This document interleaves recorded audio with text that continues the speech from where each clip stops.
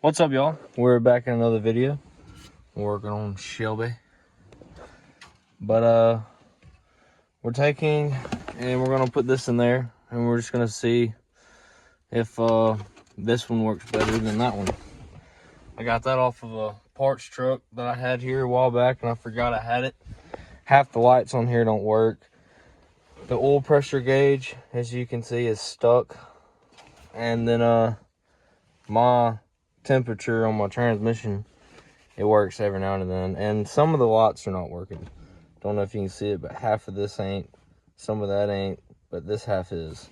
So we're gonna change it out, and how to do that is you literally, I just put the e-brake on, and then you put the shift knob all the way. You gotta turn the key on, turn the shift knob all the way down, bring the steering wheel down, and then all those just pop off. And yep, and then it looks like there's either those are 8s. I'm gonna guess 8s. We're gonna take those 8s off and get that knocked out of here. All right, y'all. There was 4 bolts. They were all 7mm, not 8s. My bad. And then this will come off. There's gonna be some plugs back there. And let's see if I can get this out far enough to where I can reach the plug. Tell you what, there's one plug back there. You kind of just squeeze it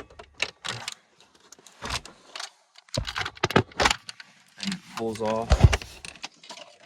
And then there you go. There's the old one. And while I'm right here, I just watched a video the other day of this guy. You see how you have to play right here? I have a lot of play. You take this little cover off, and it looks, you just pry it up. You don't have to take the cluster out to do this. You can just pull it off. I hope I did not just break something. But man, because this is pretty mint. Man, that keeps clicking it. Hold on, let me raise this up. Maybe this might do something. No. Okay. I'm gonna put this phone down and let me see if I can get that out. All right, that's literally 2 seconds. You just push it far back and you can get it off. They said there's something under here. Let's see if I can. They're like T-bolts or something. What if he's talking about these? I don't know. No. It's definitely down in there. Cause it moves whenever you're doing it. I'll see if I can find it all exact. I don't know if you can see that or not. Yeah, that right there. I might have to turn the key. I might have to crank it up and do this. Hold on. Alright, y'all. So, further investigating. One, I have to plug that cluster back in. But, if you watch this, this part's moving while that part is like not. But if you keep turning, there's one there. If you rotate it all the way, there's another one on the back. You have to have the cluster in for you to crank the truck up. You can probably rotate the wheel all the way, but I'm gonna put the cluster on. Let's see how it looks. And then I'll start the truck up and I'll rotate the wheel and I'll get both of there's 2 of them tightened up right there. And we'll see if that gets rid of some of my play. I know it ain't gonna fix it all, but we'll see what happens. All right, y'all, it is a little dark, but all these lights are working. The lights on that one, all those did not work. But these are, and the oil pressure gauge light is staying where it needs to be. Oh, this is driver 1. What the crap? Driver door adjust. It says my brake light's on. Passenger door. Now, there was an argument I was having with somebody, and they were telling me that if you change these, it will change your miles, which I hope it didn't.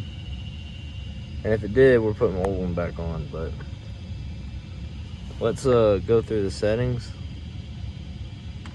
It sure did. That is crazy, y'all. That odometer says 400 something. This one's saying 3. So I did not believe that, but there it is. That's actually insane. 16.2 miles per gallon. Engine oil life at 52. 180. I don't even know what that is. What is that? This has different settings on it. I'll tell you what. Driver 1. Automatic locking. Remote lock feedback.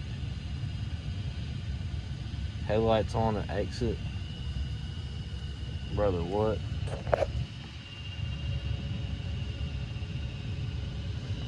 Even though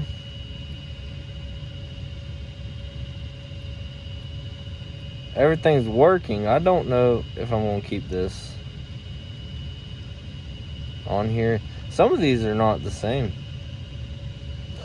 It's like, and I'm clicking this button and this ain't doing nothing.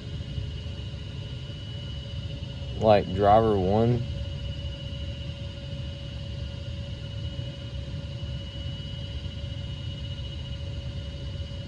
Display language, display.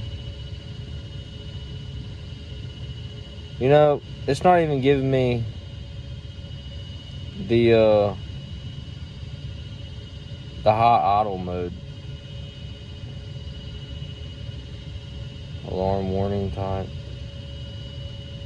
See, this has high idle mode, but you can't access that. That is crazy. I can't believe the odometer doesn't stay the same. It stays in the gauge, or the cluster. Let's crank it up. See if the oil pressure gauge works.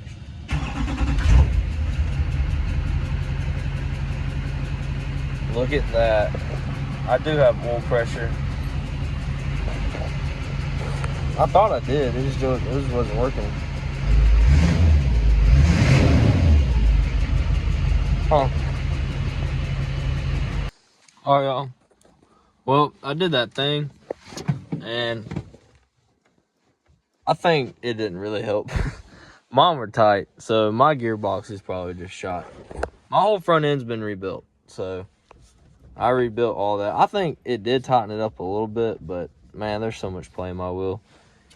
That ain't gonna help. I put my original one back in because, dude, this truck, if y'all look, I'm gonna show you.